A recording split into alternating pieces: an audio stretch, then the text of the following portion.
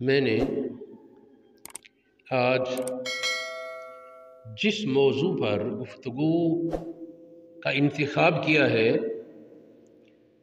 وہ ام المومنین حضرت خدیجۃ الکبریٰ رضی اللہ تعالی عنہا کے حوالے سے گفتگو ہوگی۔ اس ماہ مقدس رمضان المبارک کو حضور علیہ السلام کے مقدس گھرانے سے بہت زیادہ نسبتیں اور تعلق حاصل ہے، چنانچہ اس مہینے میں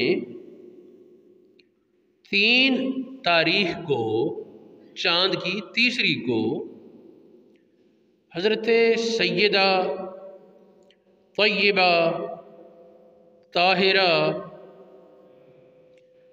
زہرا سیدہ فاطمہ پاک رضی اللہ تعالی عنہا و سلام اللہ علیہا آپ کا وصال 3 رمضان المبارک کو ہوا۔ 10 رمضان المبارک کو حضرت فاطمہ الزہرا کی والدہ حضرت ام المومنین خدیجۃ الکبریٰ رضی اللہ تعالی عنہا کا وصال ہے۔ اس مہینے میں 15 رمضان المبارک کو حضور علیہ السلام کے عظیم شہزادے حضرت امام حسن مجتبی آپ کی ولادت ہے۔ یہ بھی تعلق ہے نا اس مہینے سے۔ تو اس مہینے کی 17 تاریخ کو 17 رمضان المبارک کو ام المومنین حضرت عائشہ صدیقہ رضی اللہ تعالی عنہا کا وصال ہے۔ اسی 17 یا 16 کو حضور علیہ السلام کی بیٹی حضرت سیدہ رقیہ سلام اللہ علیہا کا وصال ہے۔ اسی مہینے میں حضور علیہ السلام کے ویر نبی پاک کے خلیفہ راشد، نبی پاک کے محبوب خلیفہ چہارم حضرت سیدنا علی مرتضیٰ شیر خدا کرم اللہ وجہ الکریم کا وصال اسی مہینے کی مشہور قول کے مطابق 21 تاریخ کو ہے۔ حضور علیہ السلام کے کریم چچا حضرت عباس رضی اللہ تعالی عنہ میری تحقیق کے مطابق وہ بھی ماہ رمضان المبارک میں وصال فرما ہوئے۔ اس وقت میں حضرت خدیجہ کے حوالے سے کچھ باتیں پہلے کرتے ہیں۔ ام المومنین خدیجۃ الکبریٰ حضور علیہ السلام کے عقد میں آنے سے پہلے اپنی شرافت، طہارت اور دولت مندی میں بڑی مشہور تھی۔ کردار ان کا اتنا اجلا تھا کہ ذرا سوچے نا کہ جس عورت کو اللہ کریم نے حضرت فاطمہ کی ماں ہونے کا شرف دیا، سیدہ فاطمہ کی ماں ہونے کا شرف جس عورت کو دیا، اسے اللہ پاک نے پھر عرب کی آلودگیوں میں ملوث نہیں ہونے دیا، پاک صاف ستھرا طیب طاہر رکھا۔ حضرت خدیجۃ الکبریٰ رضی اللہ تعالی عنہا طاہرہ کے نام سے مشہور تھی۔ طاہرہ، اور دولت مند اتنی تھی کہ ملیکۃ العرب، عرب کی بادشاہ اس نام سے معروف تھی۔ بڑی سخاوت، تجارت کے قافلے دور دراز تک سفر کرتے۔ یہ حضرت ام المومنین خدیجۃ الکبریٰ آپ کو بہت سی عزتیں حاصل ہوئیں۔ میں خیر آپ کے ایک ترتیب سے بات شروع کرتا ہوں۔ حضرت خدیجہ کے تجارتی قافلے دور دراز جایا کرتے، نبی کریم علیہ الصلاۃ والسلام کے دل میں اللہ کریم نے خیال پیدا کیا کہ میں تجارتی سفر پر کسی کا مال لے کر جاؤں کہ مجھے مزدوری مل جائے اور دوسرے کی تجارت بھی ہو جائے گی۔ عرب میں اس طرح رواج تھا۔ نبی کریم علیہ السلام نے اپنے چچا حضرت ابو طالب سے اس حوالے میں گفتگو کی۔ حضرت ابو طالب نے حضرت خدیجہ کا ذکر کیا کہ وہ بیجتی ہیں اور شریف عورتیں، مالدار بھی ہیں۔ چنانچہ حضرت خدیجہ سے بات ہوئی تو حضرت خدیجہ نے نبی پاک علیہ السلام کو یہ کہا کہ اگر آپ میرا مال لے کر جائیں گے تو جتنا نفع میں دوسروں کو دیتی ہوں آپ کو 2 گنا دوں گی، کہ آپ معزز، شریف، صادق اور امین خوبیوں کے پیکر ہیں، آپ کی میں قدر کرتی ہوں، جتنا نفع دوسروں کو دیتی ہوں آپ کو اس سے 2 گنا دوں گی۔ حضور علیہ الصلاۃ والسلام وہ تجارتی قافلہ لے کر مکہ معظمہ سے روانہ ہوئے۔ مکہ شریف سے قافلے وہ عام طور پر یمن یا شام میں جایا کرتے، تو یہ شام کی طرف سفر تھا۔ ملک شام میں کوئی قافلے دمشق جاتے، کوئی اور مختلف شہروں میں جاتے۔ یہ قافلہ جو نبی پاک علیہ السلام حضرت خدیجہ الکبریٰ کے تجارتی قافلے کو لے کر نبی پاک تشریف لے گئے، یہ ملک شام کے شہر بصرہ میں گیا۔ ایک شہر ہے بصرہ اور کوفہ، یہ عراق کے شہر ہیں۔ یہ شہر تو حضرت عمر رضی اللہ تعالیٰ عنہ کے دور میں آباد کیے گئے۔ نبی پاک علیہ السلام جس شہر کی طرف حضرت خدیجہ کا سامان لے کر تجارت کے لیے گئے وہ شہر بصرہ تھا، بے سواد رے یہ، جس طرح ہم پڑھتے ہیں موسیٰ، یہ اور اوپر کھڑی زبر، اس طرح یہ بصرہ شہر تھا ملک شام کا۔ نبی پاک علیہ السلام وہاں تشریف لے گئے حضرت خدیجہ الکبریٰ کے تجارتی قافلے کے ساتھ۔ جب وہاں سے تجارت کی، اللہ پاک نے نفع دیا اور بڑی برکت ہوئی۔ اس سفر میں حضرت خدیجہ نے اپنے خادم، اپنے غلام میسرہ کو، میم یہ سین رے ہے، میسرہ کو نبی پاک کے ساتھ کر دیا خادم کے طور پر۔ حدیث پاک میں آج پڑھ رہا تھا کہ میسرہ کے دل میں اللہ رب العالمین نے حضور علیہ السلام کی اتنی محبت پیدا کر دی کہ وہ غلاموں کی طرح، نوکروں کی طرح بھاگتا پھرتا، اور یہ بالکل تصور نہیں تھا کہ وہ تجارتی قافلے کی مالکہ کا ملازم ہے ساتھ، نہیں، وہ نبی پاک کے نوکر کی حیثیت سے ساتھ ساتھ چلے۔ اس سفر میں میسرہ نے بہت سی عجائبات دیکھے، میسرہ غلام نے بہت سی عجائبات دیکھے۔ ان میں سے ایک یہ بات تھی کہ حضور علیہ الصلاۃ والسلام کے لیے فرشتے سایہ کرتے، فرشتے آپ کے اوپر پر بچھا کر سایہ کرتے۔ بادل کا سایہ تو مشہور ہے نا، اس سفر میں فرشتے سایہ کرتے میسرہ نے دیکھے۔ اسی سفر کے دوران ایک مقام پر قافلہ رکا، حضور علیہ الصلاۃ والسلام ایک درخت کے نیچے تشریف لائے۔ جو ہی درخت کے نیچے آ کر کھڑے ہوئے، قریب ایک راہب اپنے گرجے سے، اپنی عبادت گاہ سے اوپر کی منزل میں یہ منظر دیکھ رہا کہ درخت کے نیچے آ کر رکے ہیں، دوڑتا ہوا آیا، آ کر میسرہ غلام سے پوچھا کہ یہ کون ہے؟ میسرہ نے کہا تمہیں کیا ہے، کون ہے؟ اس نے کہا کہ اس درخت کے نیچے نبی کے سوا کوئی ٹھہر نہیں سکتا، اس درخت کے نیچے نبی کے سوا کسی نے ٹھہرنا نہیں تھا، کوئی ٹھہر نہیں سکتا، یہ نبی ہے۔ کون ہے؟ بتایا کہ یہ محمد بن عبداللہ بن عبد المطلب ہے۔ پھر کچھ تعارف ہوا، پھر نبی پاک سے باتیں ہوئیں۔ اس کے بعد خیر یہ تجارتی قافلہ جب واپس پلٹا مکہ معظمہ، یہ قافلہ تھا، اونٹ تھے۔ آپ سمجھتے ہیں کہ اونٹ جب چلتے ہیں تو ان کی گھنٹیاں شلٹیاں ہوتی ہیں، شور ہوتا ہے. اور حضرت خدیجہ الکبریٰ مالی طور پر امیر کبیر تھیں، 2 منزلہ مکان تھا. حضرت خدیجہ اوپر کے منزل میں بیٹھی، شور سنائی دیا گھنٹیوں کا. خادمہ کو کہا دیکھو کون کیا ہے، بتایا کہ جی آپ کا قافلہ آ گیا ہے.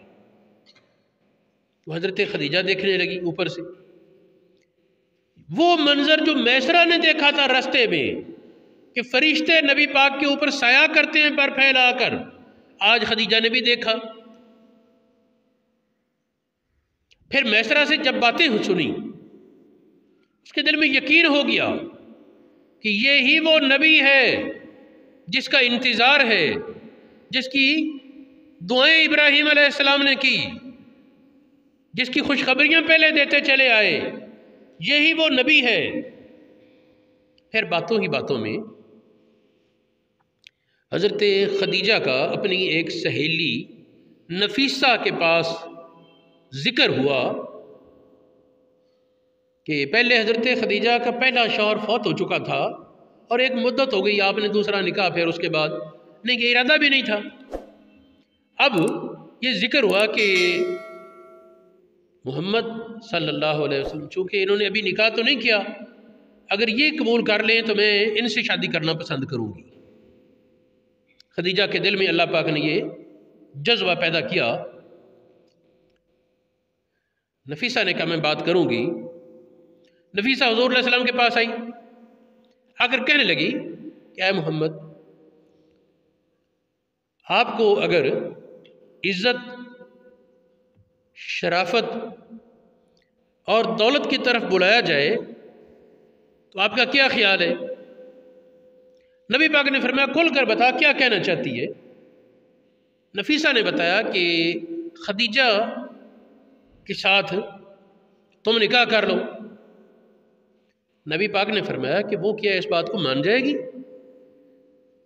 ایک تو اس کے بارے یہ سنا ہے کہ اس نے دوسری شادی نہ کرنے کا ارادہ کیا ہے، دوسری بات یہ ہے کہ وہ امیر کبیر عورت ہے، اور ظاہر ہے کہ مالی طور پر مناسبت تو دیکھتے ہیں لوگ، جبکہ حضور علیہ السلام اس وقت ابھی کوئی امیر کبیر یا مالدار نہیں تھے. ہاں کسی کے محتاج یا دستے نگر نہیں تھے، لیکن محنت کر کے اپنا کرتے. حضور علیہ السلام کو نفیسہ نے جب یہ بات کہی، نبی پاک نے بات جواب دیا.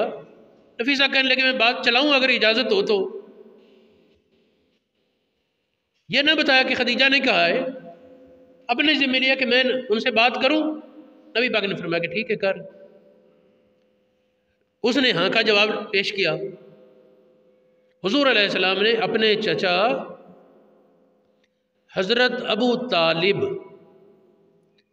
کے ساتھ مشورہ کیا، وقت بنا اور پھر یہ نکاح ہوا. اس نکاح کا خطبہ کس نے پڑھا؟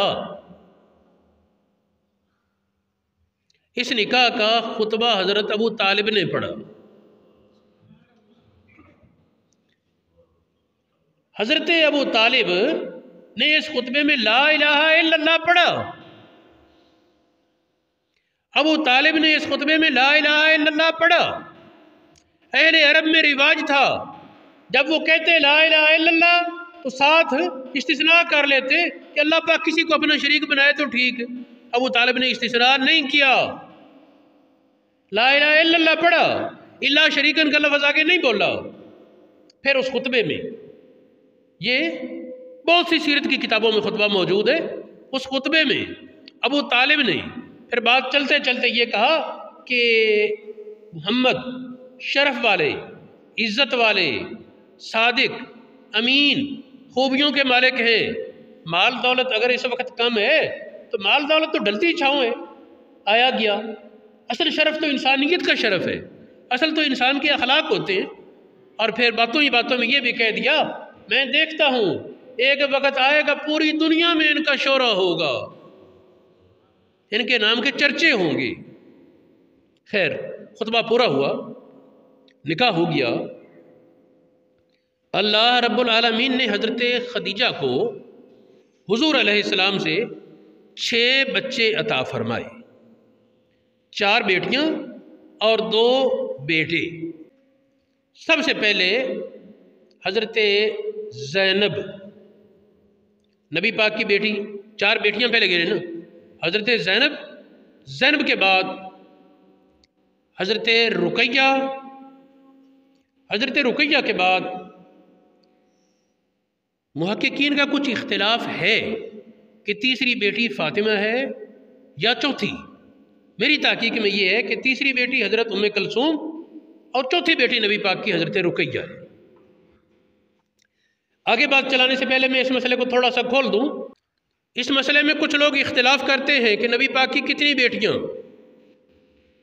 ہم اہل سنت کہتے ہیں 4، ہمارے کچھ بھائی کہتے ہیں 1 بیٹی۔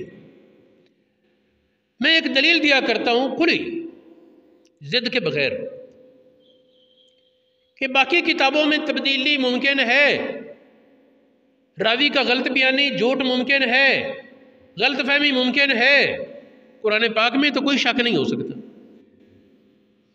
قرآن پاک تو قطعی کتاب ہے، قرآن پاک تو یقینی کتاب ہے، اللہ کی سچی کتاب۔ تو قرآن پاک میں 22ویں پارے میں فرمایا قُل لِأَزْوَاجِكَ وَبَنَاتِكَ، اے نبی اپنی بیویوں کو پردے کا حکم دو، اپنی بیٹیوں کو پردے کا حکم دو۔ اب یہاں کئی لوگ کہتے ہیں جی بیٹیوں سے مراد بیوی کی پہلے شوہر سے بیٹیاں ہیں، تو یہ بات درست نہیں۔ بیوی جو پہلے شوہر سے بیٹی لے کر آئے اسے ربیبہ بولتے ہیں عربی میں، اس کی جمع ربائب آتی ہے۔ قرآن پاک 4 پارے کے آخر میں جہاں اللہ پاک نے حرمت والے رشتے بیان کروائے کہ فلاں فلاں رشتے سے نکاح جائز نہیں، ان میں بیوی جو پہلے شوہر سے بیٹی لے کر آئی اس کے بارے فرمایا وَرَبَائِبُكُمُ اللَّاتِي، تمہاری وہ بیویوں کی بیٹیاں جو پہلے شوہروں سے ہیں وہ بھی تمہارے لیے محرم حرام ہے، نکاح نہیں کر سکتے۔ یعنی بیوی جو پہلے شوہر سے بیٹی لائے وہ عربی لغت میں ربیبہ کہلاتی ہے، بنت نہیں۔ پھر حضور علیہ السلام کے ایک بیوی کا نام ہے ام سلمہ۔ ام سلمہ کی بیٹی پہلے ایک موجود تھی، اس کے بارے تمام سیرت نگار کہتے ہیں وہ ربیبہ ہے نبی پاک کی، وہ نبی پاک کی ربیبہ ہے، اس کو بنت کوئی نہیں لکھتا۔ یعنی یہ جو قرآن پاک نے کہا بنات، اس سے مراد حقیقی بیٹیاں۔ دوسرے بعد علماء نے یہ کہا نہیں جی بنات سے مراد امت کی عورتیں ہیں، امت کی جو عورتیں وہ ساری ہیں۔ بھئی جب نبی کی بیوی ماں ہے، ام المومنین ہے نا، اچھا تو نبی باپ کی طرح ٹھہرے، اور جو امت کے مرد ہیں وہ بیٹے اور امت کی عورتیں وہ بیٹیاں ہوئیں۔ اپنی جگہ یہ بات بنتی ہے، لیکن اس آیت میں اس سے آگے کھڑا ہے قُل لِأَزْوَاجِكَ وَبَنَاتِكَ وَنِسَاءِ الْمُؤْمِنِينَ، ایماندار عورتوں سے۔ اب ایماندار عورتوں کا الگ ذکر ہوا، اس سے یہ ماننا پڑے گا کہ یہاں بنات سے مراد نبی پاک کی حقیقی بیٹیاں ہیں۔ اب دیکھیں بنات لفظ جمع ہے، بنات جمع ہے، عربی زبان میں جمع 3 سے کم پر نہیں بولتے، 1 کے لیے واحد، 2 کے لیے تثنیہ اور 3 یا 3 سے زیادہ کے لیے جمع۔ اب 3 بیٹیوں کا تو قائل کوئی بھی نہیں۔ اس دلیل کے مد نظر میں اپنے دوسرے بھائیوں کو دعوت دیا کرتا ہوں سوچیں، اور اس میں ضد کوئی نہیں۔ رہی یہ بات کہ 4 بیٹیاں ہونا، اس مسئلے پر میں ایک تفصیلی مضمون ریکارڈ کرایا تھا، 2 مضمون۔ ایک مضمون تھا جس میں میں نے مسلک اہل تشیع اور مسلک اہل سنت دونوں کی علماء کی کثیر کتابوں کی عبارات پیش کی تھیں، وہ یوٹیوب پر میرا مضمون موجود ہے، اگر کوئی سننا چاہے اس میں بہت سارا علمی خزانہ، مجھے کوئی ضد نہیں ہے۔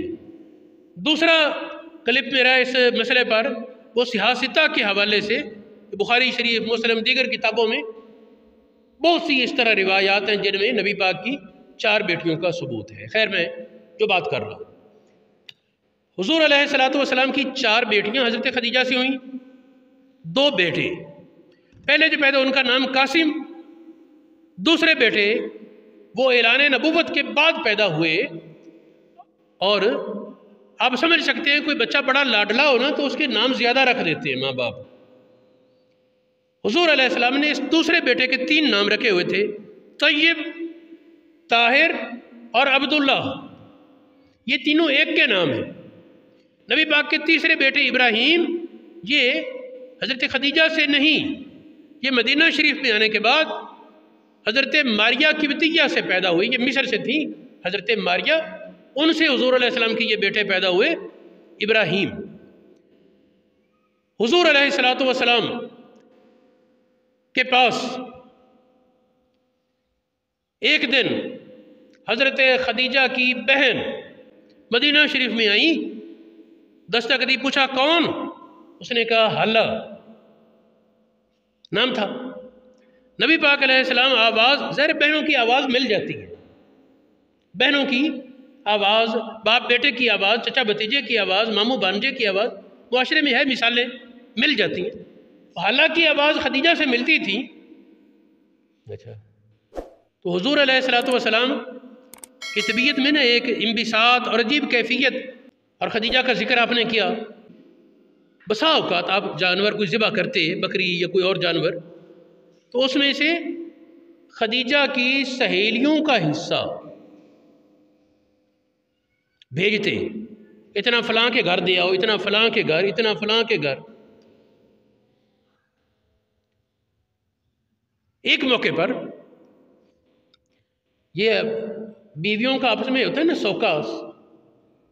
سوکھنوں والا جذبہ، اللہ پاک چاہتا تو نبی پاک کی بیویوں کے درمیان ختم کر دیتا، لیکن پھر امت کے لیے اسوہ کیسے ہوتا کہ بیویوں کے اختلاف آپس میں کس طرح حکمت سے اس کو حل کرنا ہے۔ حضرت عائشہ صدیقہ خدیجہ الکبریٰ کے وفات کے کئی سال بعد نبی پاک کی عقد میں آئیں، لیکن حضرت عائشہ کہتی جتنا مجھے وہ ایک سوکنوں والا جذبہ ہوتا ہے نا، خدیجہ سے ہوتا تھا، اتنا کسی اور سے نہیں۔ ایک دن حضور علیہ وسلم وقتاً ذکر کرتے رہتے خدیجہ کا، ایک دن عائشہ پھٹ پڑی، یا رسول اللہ آپ اس بوڑھی مائی کا ذکر کرتے رہتے ہیں، ظاہر وہ بوڑھی ہو کر فوت ہوئی نا، بوڑھی مائی کا ذکر کرتے رہتے ہیں، آپ کو اللہ تعالیٰ نے نوجوان بیویاں دی، یہ دیا وہ کیا، اور لفظ منہ سے نکلا اس سے بہتر بیویاں، نبی پاک ناراض ہو گئے، فرمایا اللہ کی قسم مجھے اس جیسی بھی نہیں ملی، تم کہتی ہو بہتر۔ اس سے حضرت خدیجہ کی فضیلت سمجھ آتی ہے۔ پھر دیکھیں حضرت ام المومنین خدیجہ الکبریٰ کی فضیلت جب پوچھی گئی تو بتایا گیا کہ ایک بار حضرت جبریل آئے نبی پاک کی بارگاہ میں، عرض کیا یا رسول اللہ یہ خدیجہ آ رہی ہے فلاں کھانا لے کر، پھر کہا کہ جب آئے تو اس کو کہنا اللہ پاک اس کو سلام کہتا ہے، جنت میں موتی کے ایک محل کی خوشخبری دیتا ہے جس میں شور نہیں ہوگا، تھکاوٹ نہیں ہوگی۔ ایک یہ حدیث۔ دوسری حدیث پھر انہوں نے بیان کی کہ حضور علیہ السلام حضرت عائشہ صدیقہ کے پاس موجود تھے، تو جبریل نے حضرت عائشہ کے لیے نبی پاک کو کہا کہ یا رسول اللہ عائشہ کو میری طرف سے سلام کہہ دیں۔ یہ بھی بڑی شرف کی بات ہے، لیکن خدیجہ کا شرف تو پھر سمجھ آتا ہے نا کہ حضرت خدیجہ کے لیے اللہ پاک کی طرف سے سلام آیا۔ ہاں، حضرت عائشہ صدیقہ رضی اللہ تعالیٰ عنہ کا علمی فیضان امت کے لیے بہت زیادہ ہے، اتنا امت کو علمی فیض حضرت خدیجہ سے نہیں، کسی اور سے نہیں ملا جتنا عائشہ صدیقہ سے علمی فیض ملا، عورتوں کے مسائل، طہارت کے اور بہت سے اور مسائل۔ لیکن اسلام کی بنیادوں میں جو خدمات حضرت خدیجہ الکبریٰ کی ہے اس سے صرف چشم کرنا، نظریں پھیرنا مناسب نہیں۔ پھر ایک مسئلہ ہے، ماں باپ پاکیزگی کی نیت سے، اللہ پاک کی اطاعت کی نیت سے اکٹھے ہوں، جو اولاد اللہ پاک عطا کرتا ہے وہ اولاد جو نیکی کمائے ماں باپ کو حصہ ملتا ہے، اس پر سوچیں۔ حضرت خدیجہ الکبریٰ کو نبی پاک سے 4 بیٹیاں اور 2 بیٹے عطا ہوئے. یہ چاروں بیٹیاں جوان ہوئیں، بہت سی نیکیاں کمائی انہوں نے. میں ان میں سے حضرت رقیہ کے حوالے سے کچھ باتیں ابھی کروں گا. حضرت فاطمہ الزہرا سے پھر جو طیب نسل چلی، حسن، حسین، زینب، ام کلثوم، اور پھر ان سے آگے آگے آگے پھر حضرت سیدنا شیخ عبد القادر جیلانی، داتا گنج بخش علی حجویری، معین الدین چشتی اجمیری، نظام الدین اولیاء، ایک ایک نے لاکھوں کو کلمہ پڑھایا، اور ان سب کا ثواب سیدنا علی مرتضیٰ اور فاطمہ الزہرا کے کھاتے جاتا ہے. اور پھر وہ سارا ثواب حضرت خدیجہ الکبریٰ اور نبی پاک کے کھاتے ہیں. اس لیے میں برابری نہیں دیکھوں گا. باقی حقیقت مقام اللہ پاک جانے. ہم کون ہوتے فیصلہ کرنے والے؟ ایک حدیث پاک ہے ترمذی شریف کی، نبی پاک نے فرمایا حسبک من العالمین، سارے جہانوں میں سب سے فضیلت والی عورتیں 4 ہیں: مریم، خدیجہ، فاطمہ اور آسیہ جو فرعون کی بیوی تھی. مریم اور آسیہ پہلی امتوں سے ذکر کر دیا. حدیث پاک کے مطابق یہ مریم اور آسیہ جنت میں نبی پاک کی بیویاں ہوں گی، اور خدیجہ اور فاطمہ. یہ ترمذی شریف میں صحیح سند کے ساتھ موجود ہے. میرے معزز سامعین، حضرت رقیہ رضی اللہ تعالی عنہا نبی پاک کی بیٹی، ان کا عقد حضرت عثمان غنی رضی اللہ تعالی عنہ سے ہوا، اور عثمان غنی رضی اللہ تعالی عنہ نے حبشہ کی طرف 2 بار ہجرت کی. ساتھ یہ تھی جب ہجرت پر جانے لگے نا پہلی بار، تو حضور علیہ السلام نے فرمایا کہ لوط علیہ السلام کے وقت کے بعد ابراہیم علیہ السلام اور ان کی بیوی نے تو ہجرت کی تھی نا، حضرت سارہ نے. اس کے بعد میاں بیوی مل کر یہ پہلی بار اب ہجرت کر رہے ہیں اپنے دین بچانے کے لیے اور اپنی دین کی حفاظت کے لیے. واللہ عالم. حضور علیہ السلام کی اجازت سے حبشہ ملک کی طرف گئے. حضرت عثمان رقیہ کو لے کر وہاں پہنچنے سے تھوڑے دنوں بعد افواہ پھیل گئی حبشہ میں کہ اہل مکہ مسلمان ہو گئے، اور یہ رقیہ اور حضرت عثمان نبی پاک سے بڑے ہی موج گئے، بڑے اداس ہو گئے کہ جن کو صبح شام دیکھ کر عید ہوتی ہو، ان سے دور رہنا تو بڑا مشکل ہے. افواہ غلط تھی، لیکن انہوں نے کہا کہ سمجھا شاید سچ ہے، واپس آ گئے. یہاں وہی حالات تھے جو پہلے تھے. پھر پہلی بار یہ 11 لوگ گئے تھے، 5 مرد اور 6 عورتیں، اور اس کے بعد یہ 81 لوگ اہل اسلام مکہ شریف سے، 81 لوگ جن میں سے کچھ ان میں سے تھے کچھ نہیں. بل دوسری ہجرت یہ ہوئی حبشہ کی طرف. اس ہجرت میں حضرت سیدہ رقیہ اور حضرت عثمان غنی بھی شامل تھے. اس کے بعد کچھ عرصہ ٹھہر کر پھر حضرت عثمان مکہ شریف واپس آ گئے بیوی کو لے کر. پھر مکہ شریف سے ہجرت کی مدینہ شریف کی طرف. تو اور ہیں جن کی 2 ہجرتیں، ان کی 3 ہجرتیں ہو گئیں. تیسری ہجرت بن گئی نا، ایک بار حبشہ کی طرف، دوسری بار حبشہ کی طرف، تیسری بار مدینہ شریف کی طرف. مدینہ شریف میں آنے سے کچھ عرصہ بعد ایک بیماری ہوتی ہے حسبہ، اس کو کہتے ہیں، ہا سواد با تا حسبہ. اس میں جسمانی طور پر کافی تکلیف ہوتی ہے. یہ بیماری حضرت رقیہ کو شروع ہو گئی. اسی دوران جنگ بدر کا معرکہ پیش آیا. جنگ بدر کے لیے جب حضور علیہ السلام تشریف لے جانے لگے تو غازیوں کی میں شامل ہونے کے لیے عثمان بھی حاضر ہوئے.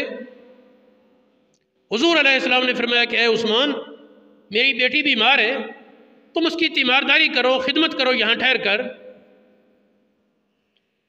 اللہ پاک جو اجر اور ثواب اہل بدر کو عطا فرمائے گا، اے عثمان وہ تمہیں بھی عطا ہو۔ حضور علیہ السلام گئے، اللہ پاک نے جنگ میں فتح عطا کی۔ اس دور کا رواج یہ تھا کہ فتح کے بعد خوشخبری کے لیے پہلے آدمی بھیج دیتے شہر میں، سب کو پتہ چل جائے جی جنگ میں فتح ہوئی ہے، یہ جو بھی صورت ہے۔ مدینہ شریف میں خوشخبری لے کر حضور علیہ السلام کے منہ بولے بیٹے حضرت زید اور ایک اور صحابی وہ آئے، دور سے انہوں نے خوشخبری کی صدائیں لگاتے آئے۔ جب شہر میں پہنچے وہاں یہ دیکھا کہ حضرت رقیہ کی تدفین کر کے لوگ قبرستان سے واپس پلٹ رہے تھے۔ نبی پاک صلی اللہ علیہ وسلم اپنی اس بیٹی کی تدفین کے موقع پر مدینہ شریف میں نہیں تھے۔ حضور علیہ السلام کی ایک بیٹی کا نام ہے زینب، وہ 8 ہجری میں فوت ہوئی، رقیہ 2 ہجری میں، ام کلثوم 8 میں اور زینب 9 ہجری میں۔ یہاں کئی لوگ ایک سوال اٹھاتے ہیں کہ پھر مبالغہ کے وقت کیوں نہیں کسی اور بیٹی کو بلایا؟ تو باقی تینوں بیٹیاں فوت ہو چکی تھیں اس وقت۔ اور رہا یہ بات کہ حسنین کریمین کو بلایا تو ان میں سے کسی کی اولاد کو بلا لیتے، تو یہ حسنین کریمین کو بلانا تو ایک اور راز تھا اللہ پاک کا۔ حضرت زینب کے بارے تو کسی کو شک نہیں، حسنین کریمین کی بہن زینب، اس کے بارے تو کسی کو شک نہیں ان کے وجود کا۔ زینب تھیں، ان کو بھی نہیں بلایا اس میں۔ اس لیے اگر باقی بیویوں میں سے کوئی اولاد اس وقت موجود ہو بھی تو اس کو نہ بلائے جانے سے نفی نہیں ہوگی۔ اور رہا یہ بات کہ نماز میں اٹھانا، تو امام حسن رضی اللہ تعالیٰ عنہ یا امام حسین رضی اللہ تعالیٰ عنہ، آپ کا نبی پاک کی کمر پر سجدے میں سوار ہونا، یہ سنن نسائی شریف میں ذکر ہے، اور حدیث کی کتابوں میں حسنین کریمین کے بارے یہ ثبوت ہے۔ اور ایک اور حدیث بھی سنیں، حضور علیہ السلام کی بڑی بیٹی زینب، ان کی ایک بیٹی تھی امامہ، الف میم ہے، امامہ، ان کو اٹھا کر حضور علیہ السلام گھر سے مسجد میں آئے۔ یہ حدیث بخاری شریف اور مسلم شریف میں کئی دفعہ موجود ہے۔ نبی پاک مسجد میں آئے، بچے کو، بیٹی کو اٹھائے ہوئے، نواسی کو، فجر کی نماز پڑھائی اٹھا کر، رکوع میں گئے اتار کر کھڑا کر دیا، دوسری رکعت میں کھڑے ہوئے پھر اٹھا لیا۔ میرے کہنے کا مقصد یہ ہے کہ نبی پاک کی بیٹیاں 4، یہی حق ہے، اور اس پر بہت سے دلائل ہیں، ضد نہیں، تحقیق سے چلنا چاہیے، سوچیں دیانتداری سے۔ آپ کی اگر 2 بیٹیاں مثال کے طور پر، ہر آدمی یہ سوچے اس کی 2 بیٹیاں یا 2 بہنیں ہیں، کوئی آدمی کھڑا اس نے کہا کہ اے تو تیری بیٹی ہے، اور نہیں تیری بیٹی، اس نے کیا کیا ہے؟ اس بچی کی ماں کو گالی دی ہے، آپ کا خون کھول اٹھے گا کہ میری یہ بھی بیٹی وہ بھی بیٹی، کہتا ہے یہ تیری اور یہ نہیں، یہ کیا بات ہے؟ اور رہی یہ بات کہ کہنا جی وہ حضرت خدیجہ کی بہن حالہ کی بیٹی یا فلاں کی بیٹیاں تھیں، تو حضرت زینب کا نکاح حالہ کے بیٹے سے ہوا تھا، اپنی ماسی کے بیٹے سے۔ اللہ رب العالمین توفیق فہم عطا فرمائے، ادب کی توفیق عطا فرمائے۔ ادب میں نجات ہے، بے ادبی میں وبال ہے۔ ادب کا سر اونچا اور بے ادبی کا سر نیچا۔